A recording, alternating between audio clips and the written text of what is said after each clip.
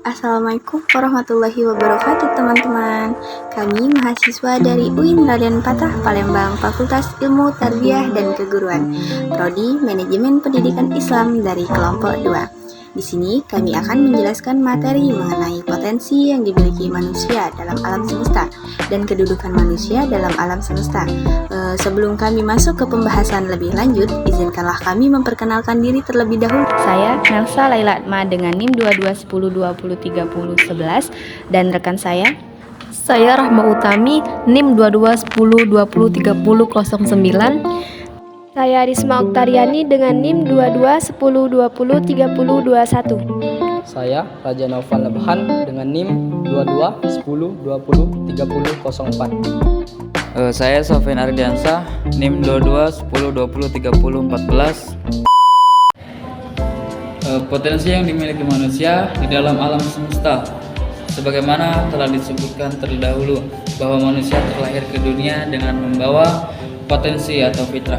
Fitrah-fitrah tersebut harus mendapat tempat dan dukungan perhatian serta pengarah dari faktor eksogen manusia atau environment untuk mengembangkan dan melestarikan potensinya yang positif sehingga manusia dapat hidup searah dengan tujuan Allah yang menciptakannya.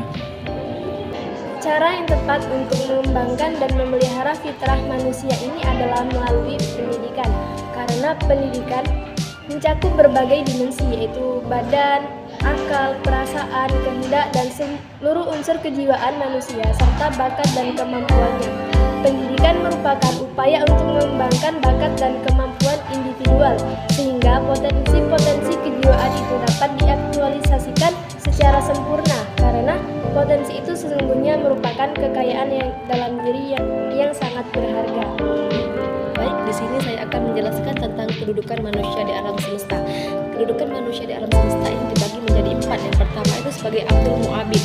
Kedudukan manusia di alam ini yang sering diangkat oleh para pakar adalah sebagai hamba yang harus beribadah kepada Allah Subhanahu wa taala. Sebagai mu'abid, manusia kata dalam hal ini dituntut untuk mampu merefleksikan sifat-sifat Tuhan ke dalam dirinya dan menjadikan sifat-sifat itu aktual dalam berbagai tindakannya. Nah, yang kedua itu sebagai khalifah, yang berarti pemimpin. Dapat dimaknai sebagai tugas manusia dalam pemimpin dirinya, keluarga, masyarakat, dan negara. Amanah yang dititipkan kepada setiap manusia hendaknya dilaksanakan dengan baik. Manusia juga adalah makhluk yang paling mulia di antara makhluk ciptaan Allah yang lainnya. Oke, yang ketiga itu sebagai al-basyar. Sebutan basyar itu mengindikasikan manusia sebagai makhluk yang biologis. Dalam pengertian ini itu tidak ada perbedaan, misalnya antara orang baik dan buruk, karena penilaian itu hanya sebatas fisik saja. Yang keempat sebagai al-nas. Kata al-nas ini menunjukkan eksistensi manusia sebagai makhluk sosial secara totalitas tanpa melihat status keimanannya. Nah, baiklah, saya di sini akan melanjutkan tentang tema semangat beribadah. Nah, semangat beribadah adalah suatu keadaan yang memotivasi dan menginspirasi seseorang untuk melaksanakan ibadah dengan penuh keikhlasan dan dedikasi. Nah, ibadah adalah cara kita berkomunikasi dengan Tuhan, merasakan kehadirannya dan mendekatkan diri kepadanya. Nah, beberapa tema semangat beribadah yang dapat menjadi sumber inspirasi kita. Nah, yaitu 1. Ketekunan dalam ibadah dan ketekunan yang kuat. Seseorang dapat mempertahankan semangat dan menjalankan kewajiban agama meskipun dihadapkan pada kesulitan atau tantangan. Nah, lanjut 2. Hati yang khusyuk.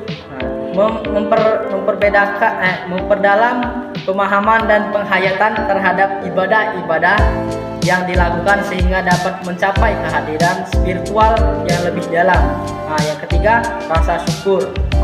Yang keempat, sebagai pengingat tujuan hidup. Yang kelima, zikir dan doa sebagai penyemangat. Yang keenam, sebagai wujud pengabdian.